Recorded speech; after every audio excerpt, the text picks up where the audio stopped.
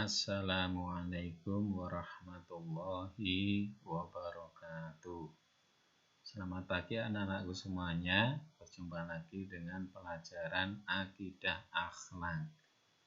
Nah, kalian siapkan buku LKS kamu. Kita lanjutkan pada sikap tercela lainnya setelah kita membahas hasad pada pertemuan yang lalu. Kita lanjutkan yang B atau yang kedua adalah sifat tercela dendam, atau dengan bahasa Arabnya al-hikdu, atau orang menyebutnya juga hikid. Nah, itu artinya dendam. Apa atau pengertian dendam? Nah, mari kita lihat. Anak-anak, dendam itu adalah kemauan yang keras ya dari seseorang atau kelompok untuk membalas kejahatan dari seseorang atau kelompok lain. Nah, oleh karena itu sikap membalas kejahatan dari seseorang itu dibenci dibenci oleh siapa? Allah. Karena Allah sangat membenci orang yang pendendam ini. Nah, sifat pendendam itu sangat membahayakan dan merugikan orang lain. Nah, anak-anak, sifat dendam itu akan membuahkan sikap buruk bagi pelakunya seperti hasad. Ya, mereka senang jika orang lain susah dan memutuskan tali persaudaraan. Sekali itu di akhirat kelak tidak akan mendapat ampunan dari Allah Subhanahu wa Ta'ala. Nah, pesan Rasulullah di dalam sabdanya, ya. Nah, ini Ibnu Abbasin qala Rasulullah sallallahu alaihi wasallam salasun man lam yakun fihi wahidatun minhunna fa innallaha yaghfiru lahu ma siwa dzalika liman yasha man mata la yusrik billahi syai'an wa lam yakun sahiran yatba'us saharata wa lam yahkid ngala akhihi rawahu Tabrani. Artinya apa? Rasulullah bersabda ada 3 hal barang siapa yang tidak ada padanya satu pun dari ketiganya, ya, sungguh Allah akan mengampuni segala kesalahannya kecuali yang 3 hal tersebut bagi orang yang dikehendakinya. Apa itu? Yang pertama, seorang yang mati tanpa menyekutukan Allah dengan sesuatu apapun. Nah, yang kedua, orang yang bukan tukang sihir. Yang ketiga, orang yang tidak bersikap dendam pada saudaranya. Nah, inilah 3 hal ini, ya, yang barang siapa tidak ada pada 3 hal ini, ya, sungguh Allah akan mengampuni segala kesalahannya. Nah, yang ketiga ini termasuk orang yang tidak bersikap dendam pada saudaranya, maka segala salahnya akan diampuni oleh Allah Subhanahu wa Ta'ala. Lantas apa atau kebalikan dari sikap dendam itu, anak-anak? Nah, kebalikannya adalah al-ngafwu, yaitu sikap berlapang dada dalam memberikan maaf pada orang yang melakukan kesalahan tanpa disertai rasa benci di hati, apalagi merencanakan pembalasan terhadap orang yang melakukan kesalahan meskipun ia sanggup melakukan pembalasan itu. Ya, berat tidak anak-anak menjadi pemaaf itu? Iya, berat ya, berat. Tapi kalau ini dilakukan, Allah akan mengampuni dosa bagi siapa saja yang mau memaafkan kesalahan saudaranya. Ya, al-ngafwu ini adalah sikap berlapang dada, memberikan maaf pada orang yang melakukan kesalahan. Karena tidak semua orang bisa menjadi pemaaf, ya, mempunyai sifat pemaaf ini. Nah, di dalam Al-Quran Allah menyerukan supaya kita lebih suka memaafkan orang yang menyakiti kita dan membiarkannya karena Allah menyukai orang-orang yang berbuat baik. Fa'fu anhum wasfahu innallaha yuhibbul muhsinin. Maka maafkanlah mereka dan biarkanlah mereka. Sesungguhnya Allah menyukai orang-orang yang berbuat baik. Jadi orang yang memberi maaf itu lebih baik, anak-anak semuanya, ya. Lebih baik daripada mempunyai sikap dendam. Ya. Dalam ayat tersebut dijelaskan bahwa Islam lebih menganjurkan penyelesaian masalah dengan jalan damai dan saling memaafkan. Ya, masalah itu harus diselesaikan secara terbuka sehingga tidak menimbulkan rasa anak dan dendam. Yang mana perasaan dendam itu hanya merugikan siapa? Diri sendiri, serta membahayakan bagi siapa? Ya, bagi diri sendiri maupun orang lain.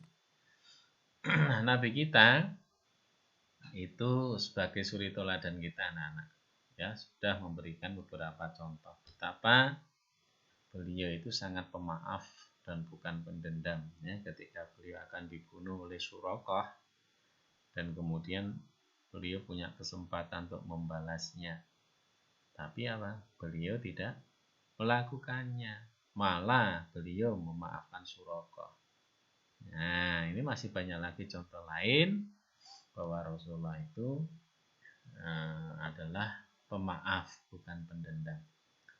Dan ini bisa kita contoh suri teladan Rasulullah itu anak-anak. Nah, kemudian bentuk atau ciri-ciri perilaku dendam itu seperti apa anak-anak? Mari kita lihat ya. Yang pertama, memiliki emosi yang tinggi dan mudah tersinggung. Adakah kita seperti ini?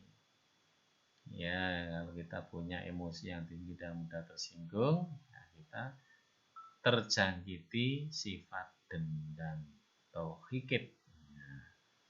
Kemudian susah diajak berbicara dengan baik, dijak ngomong apik ora iso, angel, ya kan?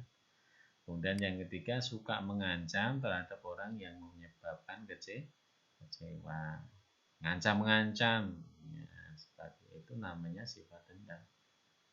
Tidak mudah memberi maaf pada orang yang dianggap salah. Ya, tiada maaf bagimu, ya gitu ya. Berarti dia masih punya sifat dendam.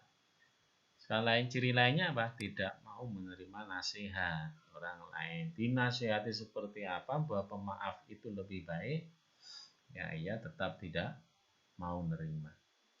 Maka yang terjadi adalah berdampak negatif. Ya. Maka dampak negatif dendam itu bisa dirasakan dapat menimbulkan retaknya hubungan persaudaraan. Ya, dan timbulnya rasa saling curiga antara kedua belah pihak. Kemudian menimbulkan pertikaian akibat kejahatan yang tidak dapat diselesaikan dengan balasan kejahatan.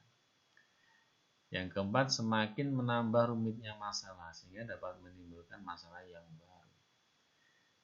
Jadi masalah yang terjadi tidak kunjung usai, malah timbul masalah lain yang baru. Nah, oleh karena itu, mari kita berupaya untuk menghindari perilaku dendam itu. Antara lain apa?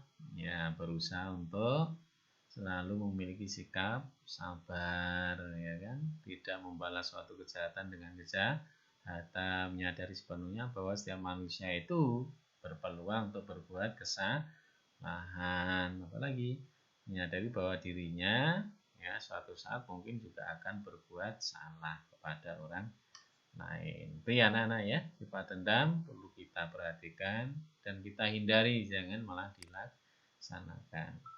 Sifat tercela yang ketiga atau C adalah ghibah.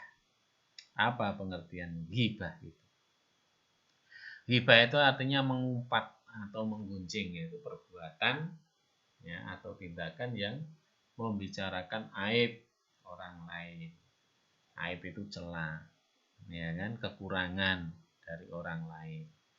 Nah, pada zaman sekarang ini dengan berbagai macam alat informasi yang canggih, sebagaimana yang kalian pegang saat ini, ya kan, perbuatan ghibah pun dikemas demikian manisnya sehingga apa? Sangat mudah untuk mengakses informasi, ya, menjadi tidak terasa kalau dia sudah terlibat dalam perbuatan ghibah, menggunjing, mengumpat, ya kan. Nah, kemudian membicarakan aib atau celah, kekurangan orang lain, yang orang lain itu adalah sebenarnya saudara kita seiman.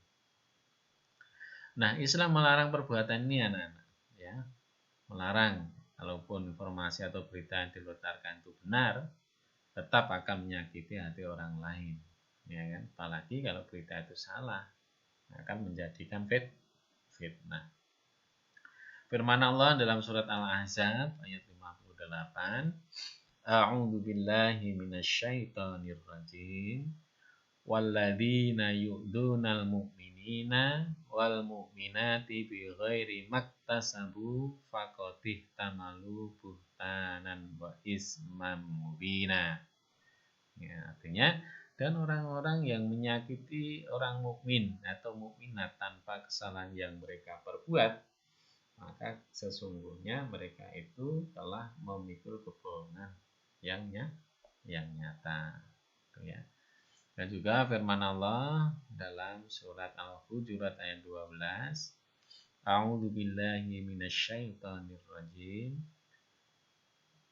Ya ayyuhalladzina amanu jtanibu katsiran minadh-dhanni inna ba'dadh-dhanni ism wa la tajassasu wa la yaghtab ba'dukum ba'dha ayuhibbu ahadukum an ya'kula lahma akhihi maitan fakarihtumuh wattaqullah innallaha tawwabur rahim. Orang-orang yang beriman, jauhilah kebanyakan berburuk sangka, kecurigaan, karena sebagian dari berburuk sangka itu dosa. Dan janganlah mencari-cari keburukan orang lain, dan jangan menggunjingkan satu sama lain. Adakah seseorang di antara kamu ya maksudnya suka memakan daging saudaranya yang sudah mati? Maka tentulah kamu merasa jijik kepadanya, dan bertakwalah kepada Allah, sungguhnya Allah Maha penerima taubat lagi Maha penyayang. Demikian juga Rasulullah bersabda ngan Muawiyah radhiyallahu anhu qala sami'tu Rasulullah sallallahu alaihi wasallam yaqul annaka ini tabata auratil muslimina afsadtahum au kitta au tufsidahu, rawahu Abu Dawud. Dari Muawiyah radhiyallahu anhu katanya, saya mendengar Rasulullah bersabda, sesungguhnya apabila kamu selalu mencari-cari auratnya kaum muslimin, berarti kamu akan menjatuhkan mereka atau hampir menjatuhkan mereka. Nah, dari Al-Quran dan hadis di atas anak-anak terdapat pelajaran yang bisa diambil bahwa perbuatan ghibah itu sangat merusak hubungan persahabatan, ya kan? Hubungan persaudaraan, dan bahkan bisa merusak persatuan dan kesatuan bangsa. Nah, sebabnya apa toh bisa timbul ghibah? Ya, bisa timbul ghibah itu karena ingin menghilangkan perasaan marah, ya kan? Kemudian kemegahan diri, kemudian menganggap orang lain lemah, rendah, dan hina, sehingga menimbulkan ghibah. Nah, tidak semua pembicaraan orang lain itu ghibah. Ya. Ghibah ini ada bukan termasuk perilaku ghibah karena dilakukan demi kebaikan bersama. Contohnya apa? Ya, melaporkan kejahatan kepada pihak yang berwenang. Ya, kalau melaporkan kejahatan mesti menyampaikan perbuatan buruknya, maksiatnya kepada pihak yang berwenang. Siapa toh? Ya, pada polisi, jaksa, ya kan? Untuk apa? Perluan proses penyidikan. Kemudian mengungkapkan kejahatan dengan tujuan perlindungan masyarakat dari kejahatan itu. Boleh itu ya. Kemudian menjelaskan keburukan ahli maksiat, ahli fitnah, agar masyarakat itu selamat dari keburukannya. Membicarakan keburukan orang lain dalam upaya mencari jalan keluar untuk amar ma'ruf nahi mungkar. Ini anak-anak semuanya ya, perbuatan ghibah yang perlu kita hindari. Insyaallah yang akan datang kita lanjutkan dengan sifat tercela fitnah. Kita akhiri dengan bacaan alhamdulillah. Alhamdulillahirabbil alamin. Assalamualaikum warahmatullahi wabarakatuh.